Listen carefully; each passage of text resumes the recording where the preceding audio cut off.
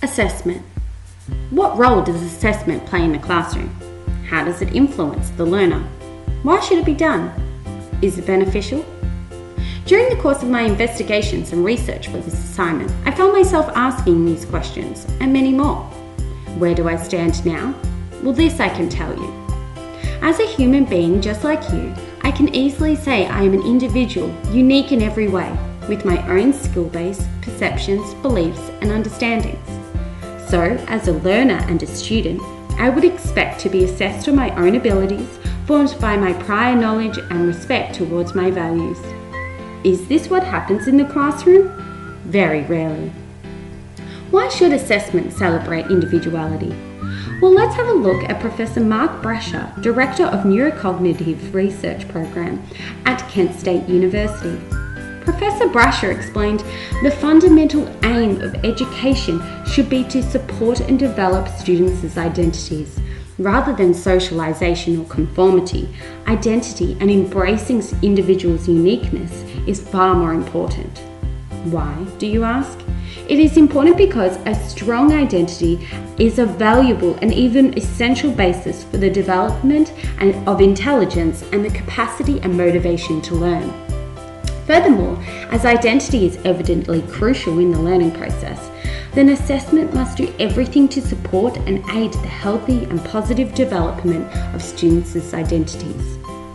In order to acknowledge and support identity formation in the classroom, inquiry-based learning should be the primary pedagogical practice taking place with an emphasis on formative assessment. Inquiry learning enables students to investigate the world's phenomena in an engaging manner. In Sir Ken Robinson's words, curiosity is the engine of achievement, as human life is inherently creative. Aligning these imperative aspects of teaching for assessment enables students to form deep understandings whilst consistently achieving. Formative assessment allows teachers and students alike to gain more insight into the learning process. Dialogic teaching enables the teacher more precisely to diagnose and assess. Assessment must always be taken seriously and sensitively, as what is measured can only be an outward sign of something that cannot be directly observed, the process going inside the heads of learners. Something that must not be devalued. Finally, I draw attention to the implementation and frequent use of positive feedback. Feedback is a means of providing information about a student's progress. However, it is not simply an act of exchanging words relevant only to a piece of work. It is feeding into the students' identities. Hence, feedback must be thoughtful, positive, constructive, and celebrate progress.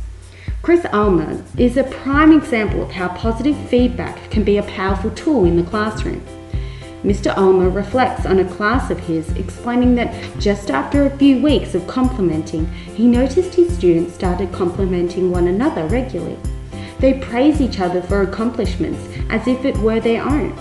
Moreover, assessment in the classroom must be embraced with a culture which honours and congratulates individual progress, focusing on the journey rather than the destination. Thank you for listening.